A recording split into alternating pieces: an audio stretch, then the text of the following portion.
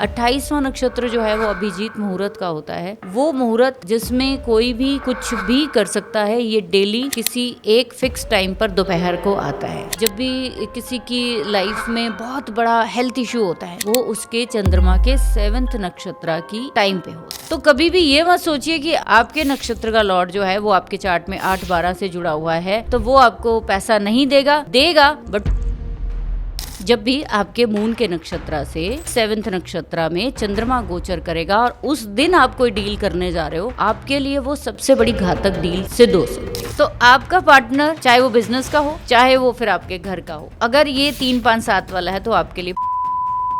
अगर आपका जन्म नक्षत्र 8th या 12th हाउस के साथ है तो हेल्थ इशू बच्चे को पैदाइशी रहेंगे।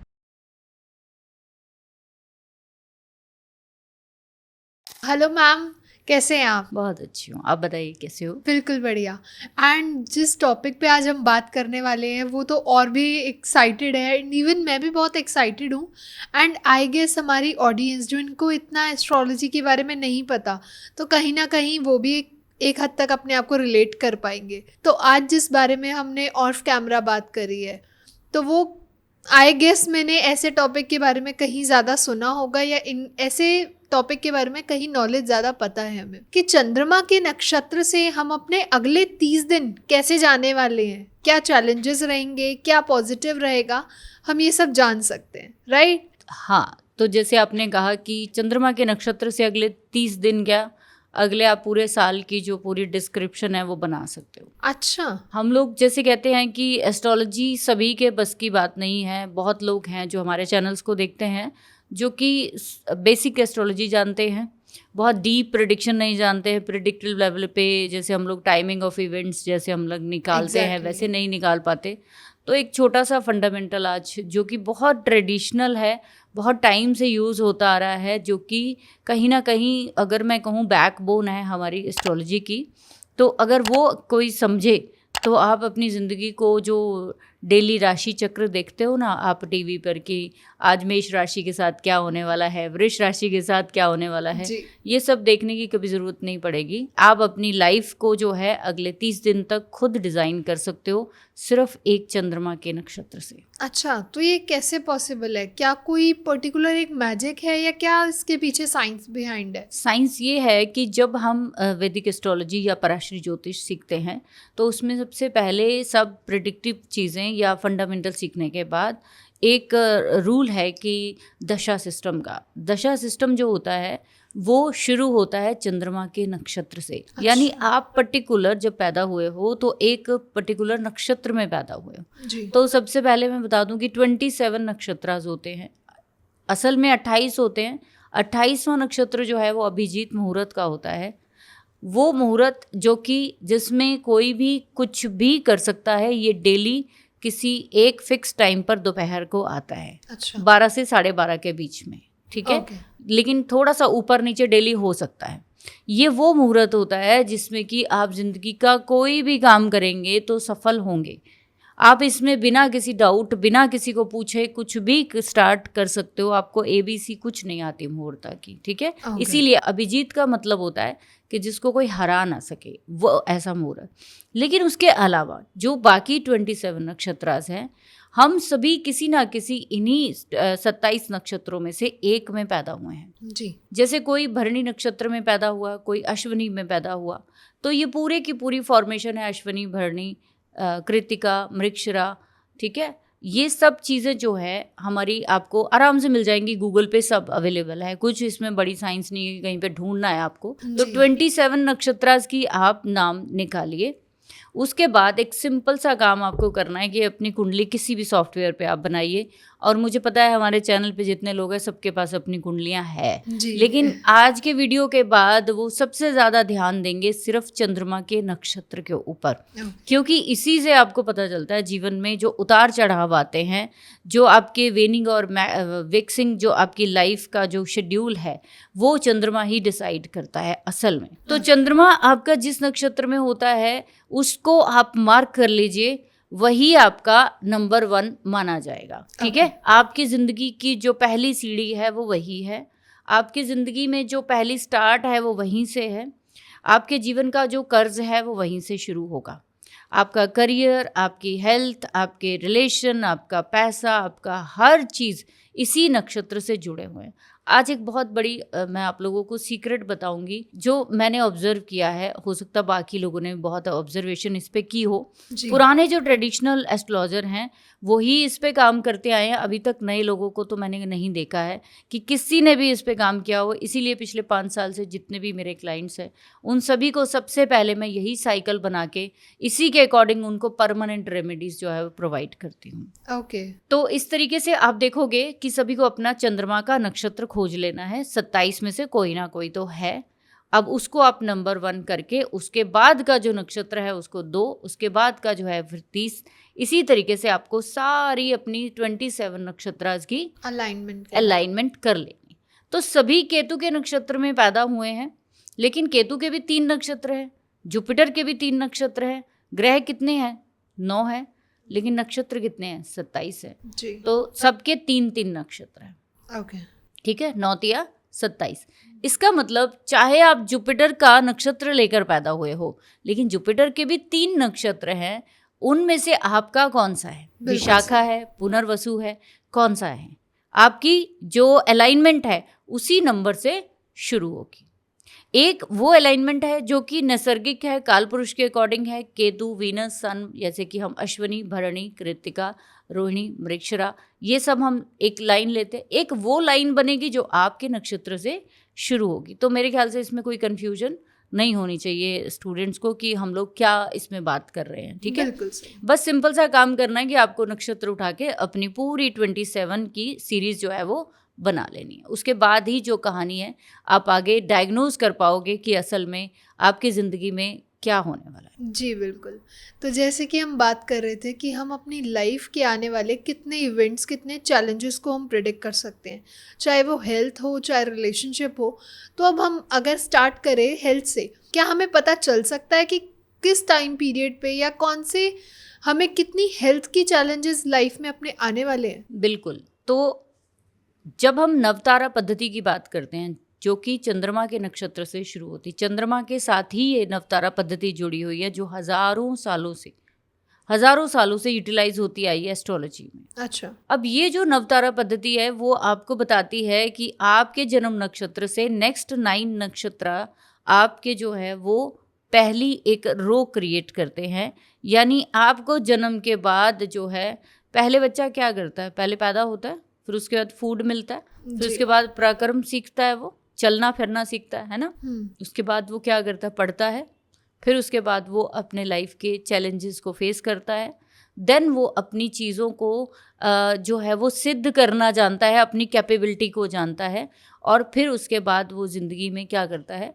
बहुत सारे रिलेशनशिप, बहुत सारे ऐसे अननोन लोगों के साथ, डेंजर्स के साथ मीट करता है। जो चैलेंजेस, जैसे हम लोग कहते हैं कि जब हम छोटे होते हैं तो छोटा चैलेंज होता है ना। एक छोटे से बच्चे के लिए क्या चैलेंज होता है कि बस चलना सीख जाए, चलते चलते गिर गया, चोट लगी, ये छोटा सा चैलेंज है।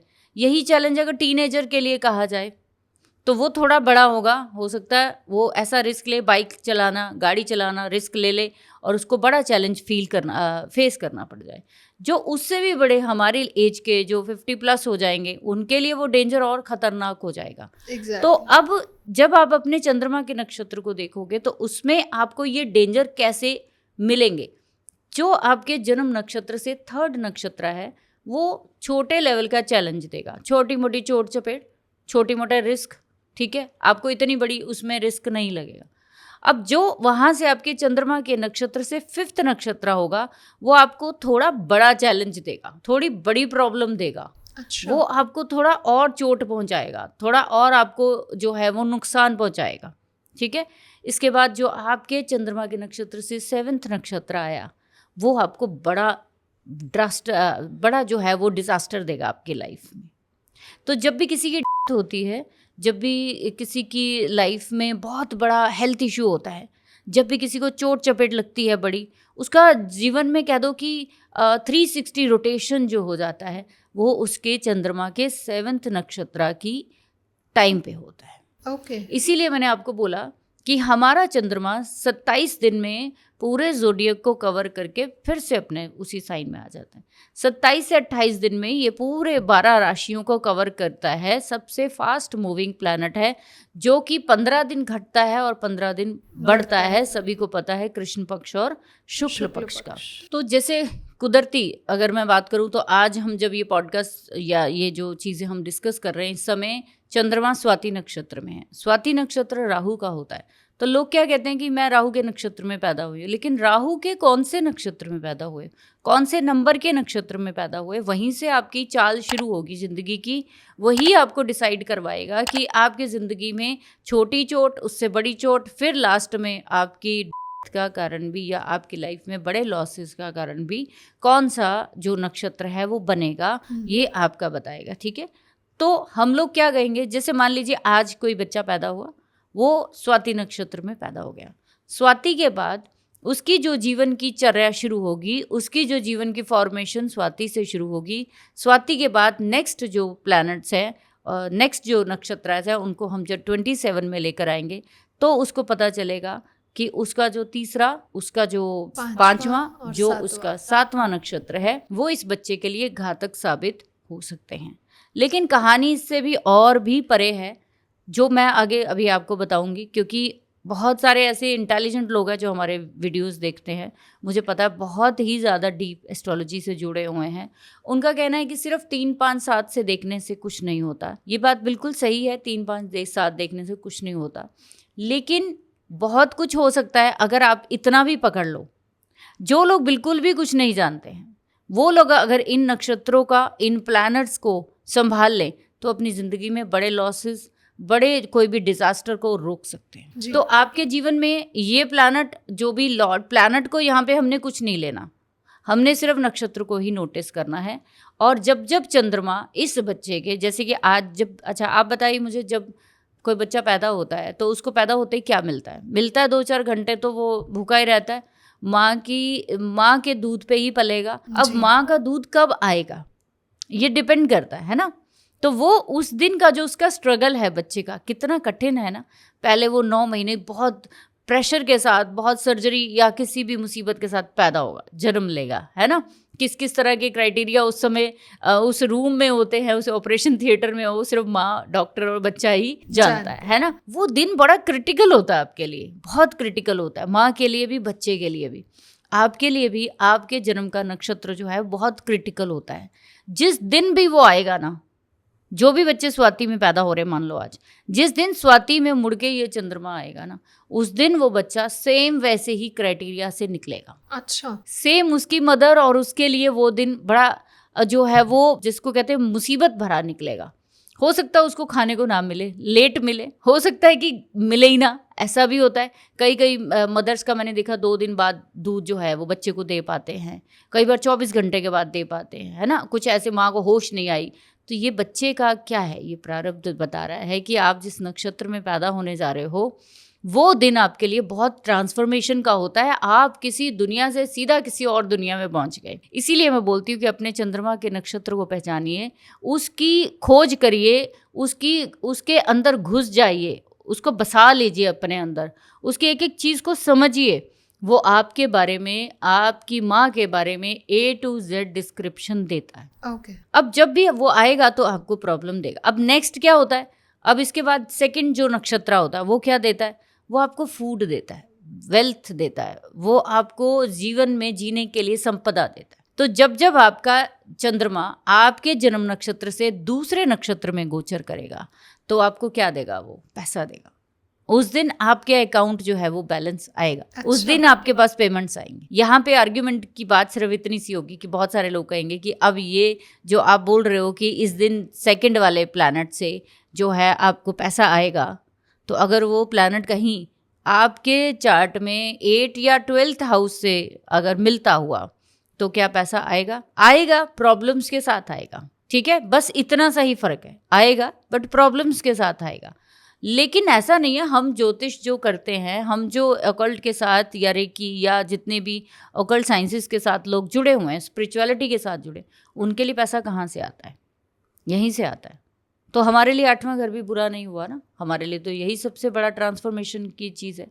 तो कभी भी ये मत सोचिए कि आपका स्टार लॉर्ड जो है, आपके नक्षत्र का लॉर्ड जो है वो आपके चार्ट में 8-12 से जुड़ा हुआ है, तो वो आपको पैसा नहीं देगा, देगा बट मुसीबत के साथ देगा, क्योंकि वो घर आपको आसानी से कुछ नहीं देते जी। दूसरी चीज कि जब तीसरा आपके जन्म नक्षत्र से तीसरे में चंद्रमा गोचर करेगा, उस समय पर उस दिन आप कोई ना कोई एडवेंचर करते हो, उस दिन आप कोई ना कोई पराक्रम वाला काम करते हो, आप ट्रैवल करते हो, ट्रांसपोर्ट का काम करते हो, आप उस दिन कहीं ना कहीं आपका घूमना फिरना, कोई ना कोई अपनी हॉबी को कोई ना कोई चीज़ सुननी, आप उस दिन बैठ के पर्टिकुलर कोई सॉन्ग सुन रहे होंगे कि ये चीज़ मुझे बड़ी पसंद है। तो ये चीज़ें जो आपकी पसंद है ये कहाँ से आती है? ये आपके जन्म नक्षत्र से तीसरे नक्षत्र में आती है। जब भी आपका इसका लॉर्ड आपके चार्ट में, जन्म नक्षत्र से जो तीसरा नक्षत्र है, जब इसका लॉर्ड आपके चार्ट में कहीं पे अफ्लिक्शन में होता है तो इंसान कभी इंटरव्यू क्रैक नहीं करता। अच्छा। इंसान कभी भी अपने जीवन में कोई कंपटीशन जो है वो क्रैक ही नहीं करता। उसको बहुत सारी दिक्कतें आती हैं अगर वो कहीं पे बैड हाउसेस के साथ जुड़ गया आपके चार्ट में। तो ऐसे में आपको इस जो तीसरे नक्षत्र की चीज़ों को इन दिनों में करना चाहिए, आपको कोशिश करनी चाहिए कि इसको मैं संभाला जाए, ठीक है। तो बहुत सारे लोग हैं ना जो कहते हैं कि मेरा इंटरव्यू क्रैक नहीं होता, मैं बहुत सालों से तैयारी कर रहा हूँ, मेरा ये कंपटीशन क्रैक नहीं हो रहा। अपने जन्म नक्षत्र से तीसरा नक्षत्र चेक करिए, उसका लॉर्ड चेक करिए, वो आपके चार्ट में अफ्लिक्टेड मिलेगा, आप उसको ठीक करोगे, आपकी चीज़ें ठीक है। अब आ जाओ जन्म नक्षत्र से चौथा नक्षत्र। जब आपका चंद्रमा गोचर का आपके नक्षत्र से चौथे में गोचर करेगा तो आपके घर में आपकी माँ मिलने आ सकती है, आप अपनी माँ को मिलने जा सकते हो, आप अपने घर से जुड़ी हुई कोई भी चीज़ ज़रूर करोगे। किसी से भी, कहते हैं ना, ये जो नक्षत्र होता है फोर्थ जो होता है आपके जन्म से जब गोचर होता है, वेलबींग का बोला जाता है, कुशल मंगल का।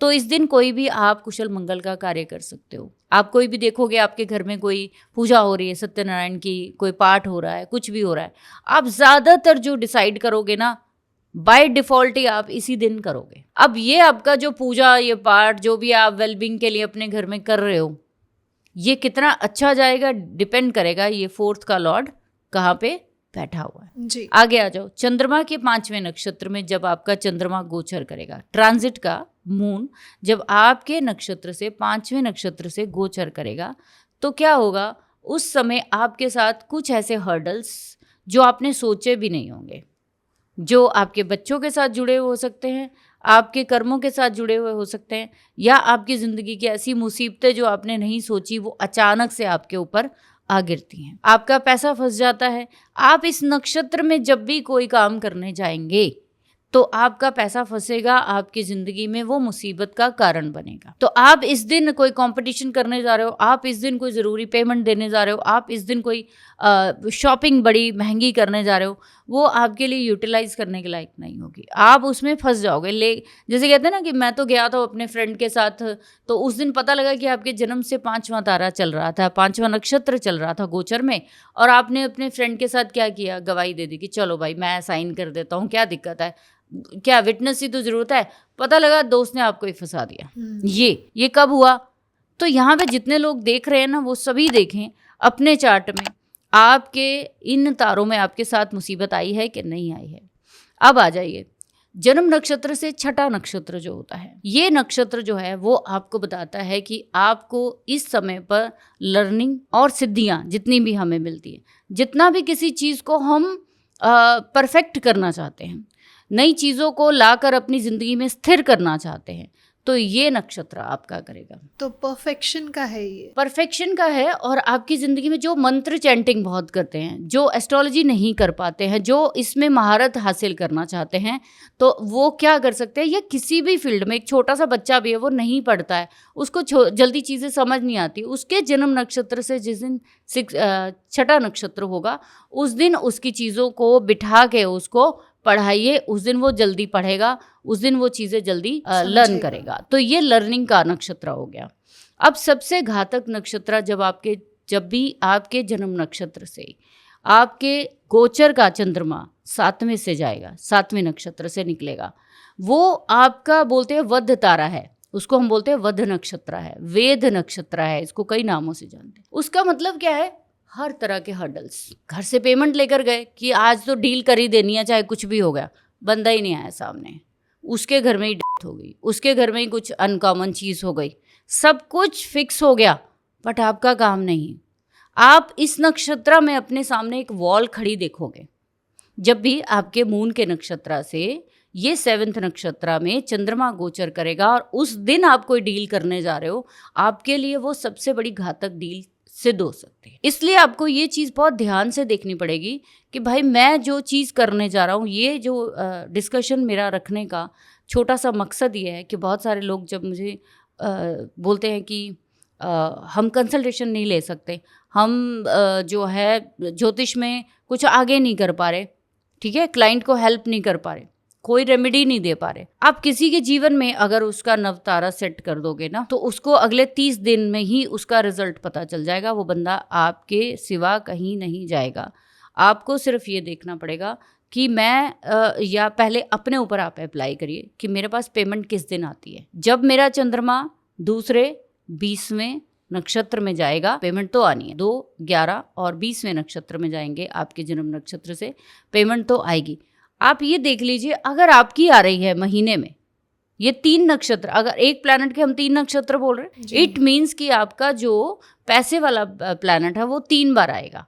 तो अब बहुत सारे लोग कहेंगे तो क्या 3 बार ही पैसे आएंगे? नहीं, ऐसा नहीं है। आपको आगे अभी स्टोरी पता चलेगी कि पैसा बहुत बार आता है हमारे पास, सिर्फ हमें पकड़ना नहीं आता, क्योंकि ये जो 3, 5 और 7 वाले ऑब्स्टेकल्स हैं ये पैसे को रोक देते हैं कहीं ना कहीं, ठीक है। अब आ जाइए, जब आपके जन्म तारा से 8वां नक्षत्र में आपके चंद्रमा गोचर कर रहे होते हैं, तो ये 8वां नक्षत्र दरअसल फ्रेंड नक्षत्र बोला जाता है, मित्र नक्षत्र बोला जाता है। तो आप अगर अपने मित्र से कोई सहायता चाहते हो, आप चाहते हो कि मैं जो काम कर रहा हूँ इसमें मुझे लोगों की हेल्प मिले या मैं लोगों की हेल्प करूँ, तो आप अपने जन्म नक्षत्र से 8वें नक्षत्र में लोगों की हेल्प करिए, या किसी से हेल्प चाहिए तो आप हेल्प मांगिए, वो आपको हेल्प ज़रूर करेगा। आप 7वें नक्षत्र में जा रहे हो, आपको भगा देगा वो। तो आपके हेल्प के लिए 2 नक्षत्र डिसाइड किए गए हैं, 8th और 9th।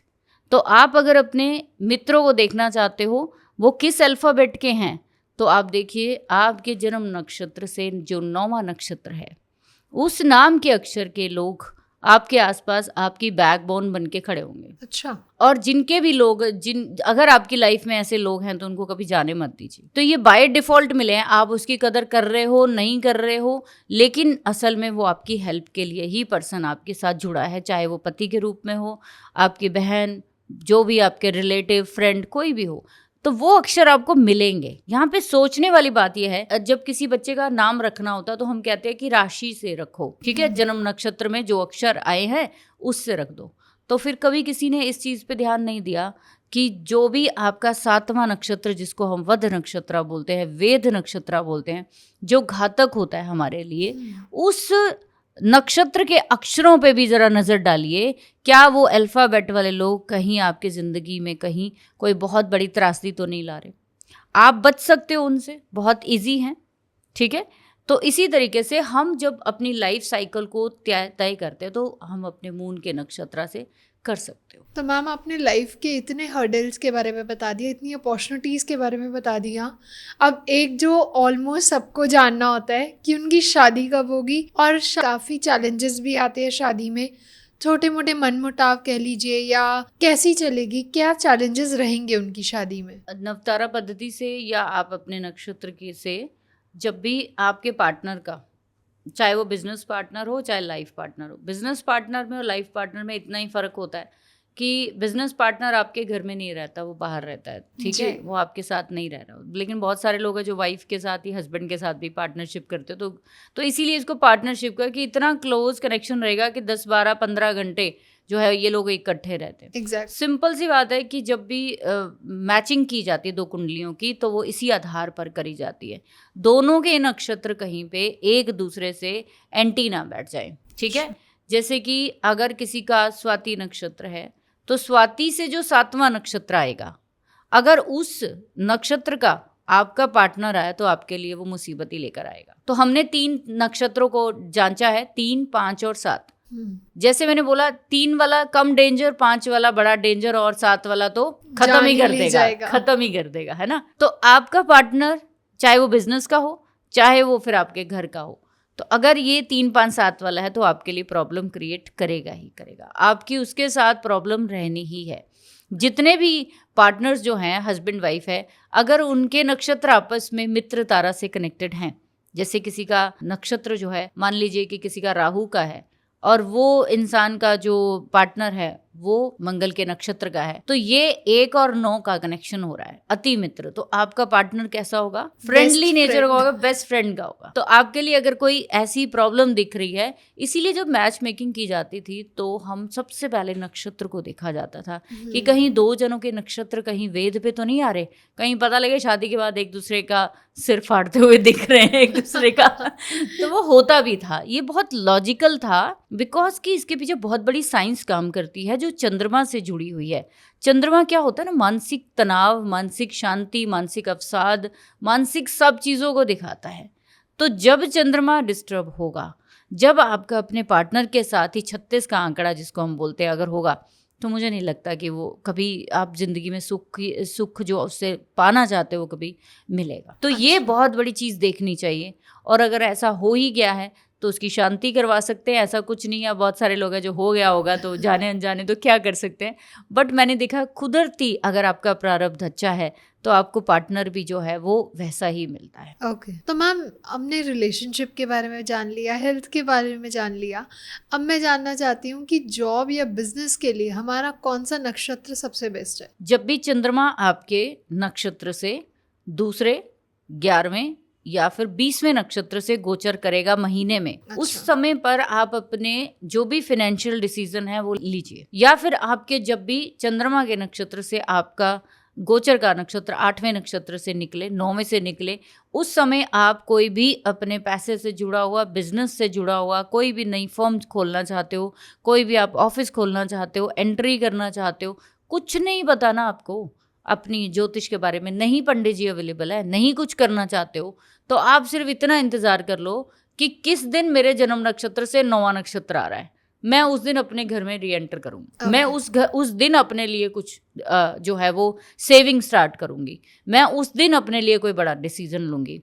तो ये आपके 9वां नक्षत्र, 18वां नक्षत्र और 27वां नक्षत्र जिस दिन ये आएगा उस दिन आप देखोगे आपके दिन, आपके महीने के सबसे अच्छे दिन वो निकलते हैं। अच्छा, तो फिनेंशियल के लिए आपको हमेशा ध्यान रखना है कि 3, 5, 7 पे कोई पेमेंट लेनी नहीं है, कोई पेमेंट देनी नहीं है। तो ये आपके लॉसेस को बहुत बड़ा जो है वो बचाव करा जाएगा। जितने लोगों की पेमेंट्स फंसी हैं वो चेक कर सकते हैं, 3, 5, 7 में उन्होंने दी है, आएगी नहीं वापस, आएगी ही नहीं, बिल्कुल ही फंस जाती है, उसको ब्लॉकेज बोलते हैं। तो वो ब्लॉक हो जाएगी वहाँ पे, उसको निकालना वहाँ से बड़ी भारी आपके लिए मुसीबत बन जाएगी। ऐसा काफ़ी लोग रिलेट कर सकते हैं क्योंकि आजकल मॉनेटरी टर्म्स में तो कितने लोग डील करते हैं और कहीं ना कहीं कोई ना कोई फाइनेंशियल में फंसा ही होता है। आप शायद नहीं जानते हो, कॉर्पोरेट एस्ट्रोलॉजी नाम की भी एक फेमस चीज़ हो रही है। अच्छा, कॉर्पोरेट एस्ट्रोलॉजी बोलते हैं जिसको हम।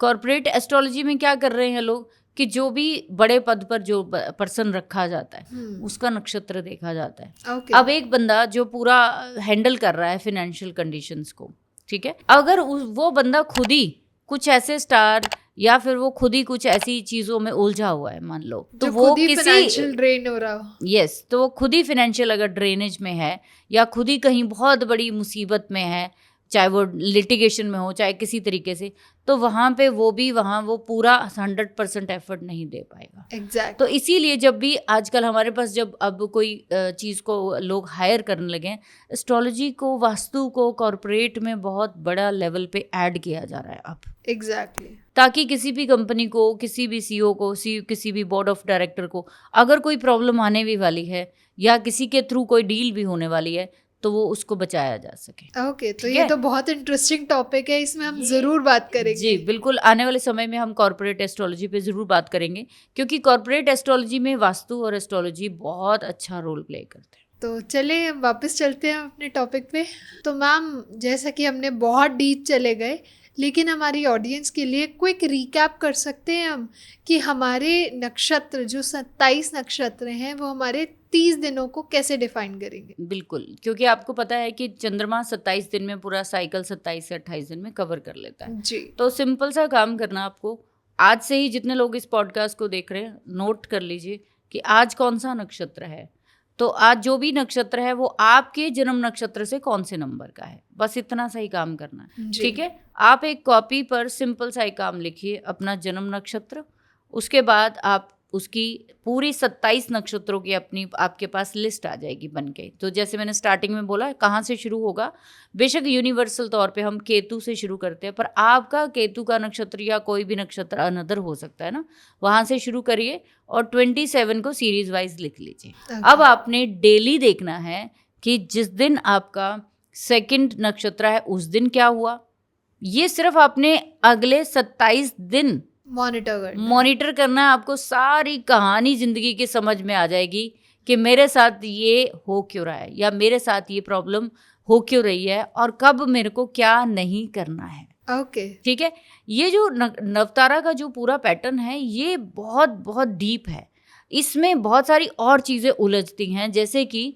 जो प्रिडिक्टिव लेवल पे जाते हैं हम लोग एस्ट्रोलॉजी में, कि मान लीजिए कि अगर आपका तीसरा और दूसरा नक्षत्र इकट्ठे बैठे हैं, ठीक है, मान लीजिए आपका वध तारा, वध नक्षत्र और आपके पैसे के नक्षत्र के दोनों के लॉर्ड इकट्ठे बैठे हैं, तो क्या होगा। तो ये बड़ी सारी आगे हज़ारों जो है वो डिस्क्रिप्शंस निकलती हैं, प्रेडिक्शन, जो हम इसमें ऐड नहीं कर रहे हैं क्योंकि ये बिल्कुल बेसिक टॉपिक कवर किया है मैंने। आपको सिर्फ अपने 27 नक्षत्र को मॉनिटर करना है, देखना है आज मेरे सबसे ज़्यादा पैसे खर्च हुए हैं, आप बिल्कुल भी पैसे खर्च नहीं हुए, आज ये पर्सन मुझे गाली दे के गया, आज ये पर्सन से मुझे लड़ाई हुई, आप देखोगे कि वो पर्टिकुलर नक्षत्र कौन सा है, आपको सारी कहानी समझ में आ जाएगी कि ये पर्टिकुलर प्लैनेट मुझे तंग कर रहा है। आपको कुछ देखने की जरूरत नहीं है। तो जब आप 27 दिनों के बाद देखोगे अपने चार्ट को और आप पूरा डिज़ाइन कर लोगे कि ये वाले प्लैनेट मुझे सबसे ज़्यादा बेनिफिशियल है, आप उसके कलर डालो, आप उसके स्टोन डालो, आप उसका कुछ भी करो, आपके लिए बेनिफिशियल ही है। ओके। कोई ज़रूरी नहीं है कि सेकंड नक्षत्र ही आपको पैसा देगा, हो सकता है 8वां दे रहा है, हो सकता है 6वां दे रहा है, हो सकता है 9वां दे रहा है।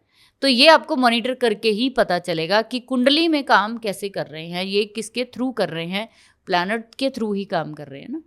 तो इस करके आप अगले 27 दिन में मॉनिटर करिए, और 27 दिन में एक बहुत बड़ा टाइम पीरियड नहीं है, लेकिन आप अपने पूरे ख़ानदान का जो है वो पूरा फ्यूचर डिसाइड कर सकते हो। अगर आप 1 महीने के लिए किसी को डिज़ाइन करके दे दोगे ना कि इस दिन आपने ये नहीं करना, इन 3 दिनों को बचा लेना आप, तो उस बंदे के लिए बहुत बड़ी हेल्प हो जाएगी। एंड आई गेस हमारी ऑडियंस आज से ही शुरू हो जाएगी, एंड आफ्टर 27 डेज़ वो हमें ज़रूर कमेंट सेक्शन में बताएंगे कि उनको कितना बेनिफिट हुआ और क्या क्या उनके पास आउटकम्स निकले।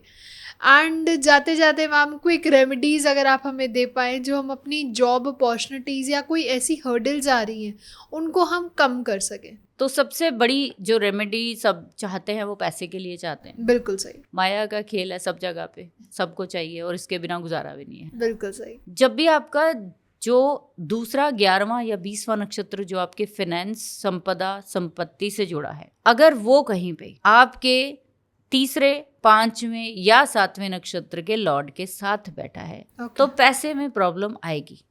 तो ऐसे में क्या किया जाए? ऐसे में आपको जो भी नक्षत्र के लॉर्ड के साथ वो बैठा है उसकी डोनेशन शुरू करिए। अच्छा। उनकी चीज़ों से बचिए, ठीक? नहीं तो वो आपके पैसे को कभी आपके पास आने नहीं देंगे।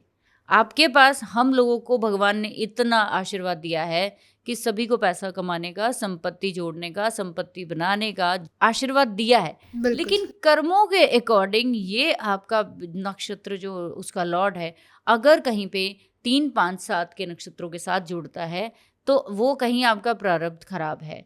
तो ऐसे में डोनेशन देनी बनती है। उनकी शांति करा सकते हो, उनके मंत्र चैंट करा के, जाप करा के, उनको प्लैनेट्स को आप थोड़ा लेट डाउन कर सकते हो, उनकी चीज़ों को आप डोनेट कर सकते हो, प्रवाहित कर सकते हो।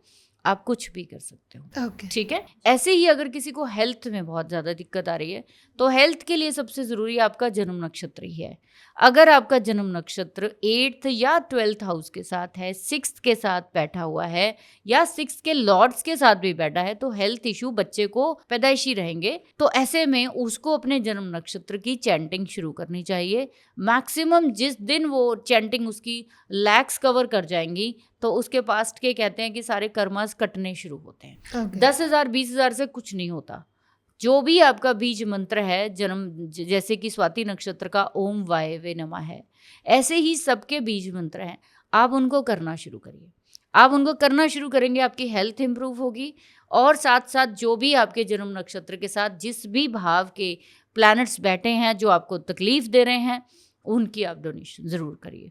डोनेशन जो होती है वो पब्लिक प्लेस पे होनी चाहिए, लेकिन कहा जाता है कि जो शुभ ग्रह है, शुक्र है, गुरु है, चंद्रमा है, बुध है, इन सब की डोनेशन मंदिर में होनी चाहिए, किसी रिलीजियस प्लेस पे होनी चाहिए। जो भी कार्मिक प्लैनेट्स है, मंगल है, शनि है, राहु है, केतु है, इन सब की डोनेशन पब्लिक में करनी चाहिए। Okay. ये एक छोटी सी लोगों को पता नहीं चलती कई बार, मिथ्स है कि वो कुछ भी किए जा रहे हैं, ऐसा नहीं होता। ठीक है। दूसरी चीज़ कि बहुत सारे लोग यहाँ पे हमारे जो पॉडकास्ट देखते हैं या हमारे जो मुझे फॉलो करते हैं स्पेशली, उनको पता है कि मेरा ये मानना है कि अगर कोई जीवन में सफल नहीं हो रहा है उसका सबसे बड़ा कारण जो है उसका जन्म नक्षत्र है। ज्योति, आप शायद नहीं जानते हो कि आप आज एंकरिंग में बैठे हो, आप शायद इस जॉब में नहीं आए थे जी। ये जो बाय डिफ़ॉल्ट हमें चीज़ें मिलती हैं, जो हम जानते हैं कि ये तो मुझे आता नहीं था, ये मैंने कैसे सीख लिया, ये तो मुझे काम कभी सोचा भी नहीं था, ये मैं इसमें कैसे आ गई। जैसे मैं अपने आप को बोलती हूँ कि मैंने नहीं सोचा था ज्योतिष में आऊँगी। हज़ारों लोग सोचते हैं कि हम ज्योतिष में जाएंगे, जा नहीं पाते, और कई ऐसे आते हैं जो बिना मतलब से कूद जाते हैं और उसमें एक अच्छा खासा जो है वो टाइम उसमें नाम कमा लेते हैं। तो ऐसे में क्या है, आपका जन्म नक्षत्र है। आपके जन्म नक्षत्र जो आपकी एक्सपर्टीज बताता है, आपकी एक्सपर्टीज बताता है आपकी एक्सपर्टीज है किसमें। अच्छा। तो जो भी आपकी एक्सपर्टीज होगी वो आपके करियर के साथ जुड़ेगी। हर इंसान आसानी से काम कौन सा करता है, जो उसको अच्छे से, जिसमें एक्सपर्टीज हो उसमें 100% देगा वो। Exactly. बहुत सारे लोग हैं करियर करते हैं, पढ़ते हैं, सब कुछ करते हैं, उसके बावजूद कामयाब क्यों नहीं होते, एक्सपर्ट क्यों नहीं होते? क्योंकि आपका जन्म नक्षत्र पिछले जन्मों से आ रहा है भाई। आपके पास वो एक्सपर्टीज जो है वो पहले से है, आज की नहीं है जी। तो वो जब एक्सपर्टीज को आप यूज करते हो, यानी आप अगर सफल होना चाहते हो करियर में, रिलेशन में, एवरीथिंग, आपको इस सिर्फ और सिर्फ जन्म नक्षत्र की चैंटिंग, उनकी चीज़ों को अपने पास रखिए, उनकी चीज़ों को आप धारण करिए। उनकी जड़ी बूटियां हैं, उनके प्लैनेट्स को, उनके प्लांट्स जो है वो कम से कम 108 की गिनती में पेड़ों को लगाइए। अच्छा। मैं अभी कुछ दिन पहले बात कर रही थी अपने फ्रेंड के साथ, अपनी डिस्कशन कर रहे थे, जैसे हम एस्ट्रोलॉजी ग्रुप में करते रहते हैं, कि हम लोग ज्योतिष में है ना, हम लोग बहुत बहुत बहुत लकी हैं। तो उन्होंने बोला ऐसा क्यों मैम, हम भी तो नॉर्मल ही हैं जैसे बाकी लोग हैं। तो मैंने उनको बोला इसलिए लकी हैं, हम चाहें अगर तो हम इस प्रकृति को हेल्प कर सकते हैं बहुत अच्छे तरीके से। हम अपने पापों को तो काटेंगे ही, साथ साथ दूसरे के पापों को काटने में भी हेल्प करेंगे। वो कैसे? जैसे मैं हमेशा गाइड करती हूँ, अपने जन्म नक्षत्र के 108 पेड़ लगाइए। हर इंसान मरने के बाद लकड़ी चाहता है, लेकिन लकड़ी मिलेगी कहाँ से जब तक पेड़ नहीं होंगे। हमारे बुजुर्गों ने लगाए थे तो आज तक मिलती रही, ठीक है, अभी कहाँ से मिलेगी? आगे आगे मिल जाएगी लकड़ी किसी को? नहीं। तो अगर आप चाहते हो तो आप अपनी पुश्तों के लिए, अपने लिए लकड़ी यानी कि पेड़ ज़रूर लगाइए, कम से कम 108। प्रकृति जो है वो माँ जो पार्वती है, और प्रकृति के जो मालिक है वो शिव है। शिव तभी खुश होते हैं, शिव के पास मोक्ष आपको तभी मिलेगा जब आप प्रकृति के थ्रू जाओगे। तो आपको जन्म नक्षत्रों में कहीं पे भी कोई प्रॉब्लम है, उनके पेड़ों को लगाना शुरू करिए, उनके प्लांट्स को अपने घर में लगाइए। आपके जीवन में देखना कि कैसी चीज़ें जो है वो इम्प्रूव होती हैं। तो ये एक बाय डिफ़ॉल्ट आपको ज्योतिष में आने का फ़ायदा होगा। आप जो काम करेंगे, आप अपनी पुश्तों को भी सुधारेंगे। ये हमारा एक बेसिक ड्यूटी है। हम सभी ज्योतिषाचार्य, जितने भी छोटा मोटा जो मुझे आता है, बाकी जितने बड़े बड़े लोग इस वीडियो को देख रहे हैं, सभी से मेरी रिक्वेस्ट है, आज जो दुनिया में हो रहा है, फ्लड्स आ रहे हैं, इतनी त्रासदी हो रही है, कहीं ना कहीं मैन पावर ही जिम्मेदार, एग्जैक्टली, इनडायरेक्टली। बिल्कुल सही। तो इसका मतलब मैन पावर को ही फिर पॉजिटिव साइड पे लेकर जाना पड़ेगा, तो हम उसमें छोटा सा हिस्सा निभा सकते हैं, ठीक है। हम गाइडलाइन ये दे सकते हैं, अगर वो इंसान 108 नहीं 50 भी लगा गया और उसको भी पाल गया वो, तो बहुत बड़ी बात आप प्रकृति के लिए करने वाले हो। एग्जैक्टली, जो आप नेचर को दोगे नेचर आपको वैसे ही रिटर्न करेगा। तो मैं हमेशा विश्वास करती हूँ कि रेमेडीज वो होनी चाहिए जिसको करने के बाद आपको सेटिस्फेक्शन हो। डोनेशन वो होनी चाहिए 100-50 की आप दे रहे हो, कर रहे हो, वो कोई मैटर नहीं करती है। आप 10 साल जोड़िए, 10 साल जमा करिए आप, ठीक है। उसके बाद एक अच्छी खासी जब रकम आ जाए, किसी की छत डलवाइए, किसी के पास मकान नहीं है मकान दिलवाइए। आप आज नहीं दिलवा पा रहे, कोई बात नहीं, 10 साल के बाद दिलवा देना, सब्र रखिए। जिस दिन आप किसी के नाम का एक गोलक अपने घर में लगा दोगे कि मुझे किसी को मकान लेके देना है, मुझे किसी को दुकान लेके देनी है, मुझे किसी के बेटी की शादी करवानी है, आप देखना कि पैरेलल आपके लिए भी एक और ब्रिज तैयार हो जाएगा, आपको पता भी नहीं चलेगा। बिल्कुल। तो ये ज्योतिष का मतलब वो नहीं है जो लोग समझ के बैठे हैं कि आप हाथ पे सेंट लगा लीजिए तो ये हो जाएगा, वो हो जाएगा। मैं किसी के भी कभी किसी के उसमें क्रिटिसिज्म में नहीं जाती हूँ। लोग हमें बहुत करते हैं, मैं उसको पॉजिटिव लेती हूँ और उसमें सुधार करती हूँ हर बार, क्योंकि लोग ही सिखाते हैं हमें। बिल्कुल, लोग ही बनाते हैं हमें और लोग ही बिगाड़ते हैं हमें। तो हमें हमेशा ज्योतिष को पॉजिटिव लीजिए, अपने जन्म नक्षत्रों को सुधारिए, आप उसके थ्रू अपना डिज़ाइन करिए। पहले 27 डेज नोटिस करिए, फिर उसके बाद सारी जो चीज़ें जो है आगे डिज़ाइन करिए। तो thank you so much ma'am, इतना ज़्यादा इंडिविजुअल कह लीजिए या इंटेलेक्चुअल कह लीजिए, बेसिकली इतना अच्छा सेशन रहा, इतनी कुछ चीज़ें जानी, हम अपनी लाइफ के आगे के 30 दिन कैसे अपने आप को सुधार सकते हैं एंड कैसे अपने हर्डल से बच सकते हैं। तो अगर आप लोगों को कोई सजेशन है, कोई क्वेश्चन है, आप प्लीज़ कमेंट सेक्शन में हमें बताइए, हम आगे आने वाली पॉडकास्ट में उसको ज़रूर कवर करेंगे। तब तक के लिए thank you so much. Thank you ma'am. Thank you very much.